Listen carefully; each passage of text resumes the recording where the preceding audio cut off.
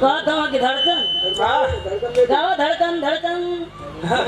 अरे बिरहा गावा जोगी बन जा। हाँ धड़कन थोड़ा जब बाल बच्चा जब अपने बराबर हो जा आपन जूता जब लड़का हो जा तो समझ ला सब भुला जा। हाँ कि समझ हमार बुढ़ौती आ गई। हाँ धड़कन के चक्कर में मत पड़ा।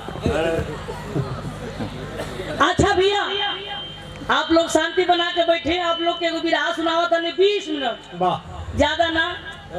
ये तो चढ़ा बड़ा के अपन ले खींच लिया। हाँ? हाँ, अरे तो जनते बड़ा चचाई बहुत चला खवन का नाम है राम सिंह। हाँ तो बगलिए से पड़ोसी हम आपन हसुआ अपनी और खींचेला। यो भैया बड़े कहो आई हम रौली को आ कितना जानी हम झौली को आ बगलिया में भाई रौली को सब लगा में हम भाई बढ़लगंज को। तो भाई 4-5 किलोमीटर का दूरी है। आग लगी थे भैया तोरे बगल के बुताए हम नहीं बहुत बढ़िया बहुत पकड़ है प्रधान ही बना दी। अरे बावल जरिए से काट दी। हाँ अच्छा भैया बहुत अच्छा बिरहा क्या बात जिंदगी में जेकर भला करे के चाहिए बुरा ना करे के चाहिए भैया। जैसे जेकर पटक आते प्रेम से निभा है कहा जाला जी प्रेम ही तो पूजा है।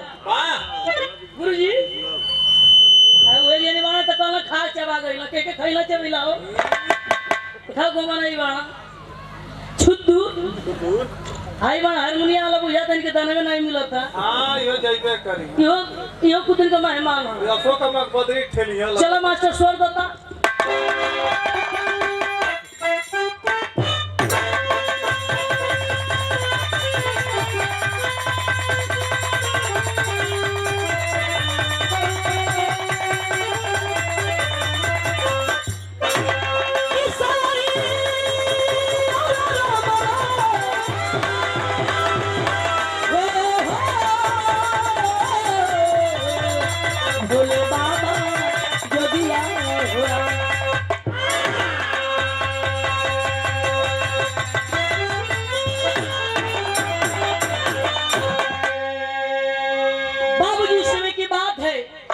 गरीब का जो जब भोला बाबू एगो गरीब से पूछिए अमीर का जानी वो गरीब झेलल ही नहीं हुई।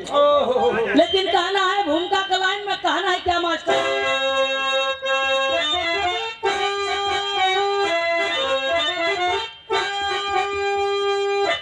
बतावल जाता है वतन पावन धरती शहीदों के लिए।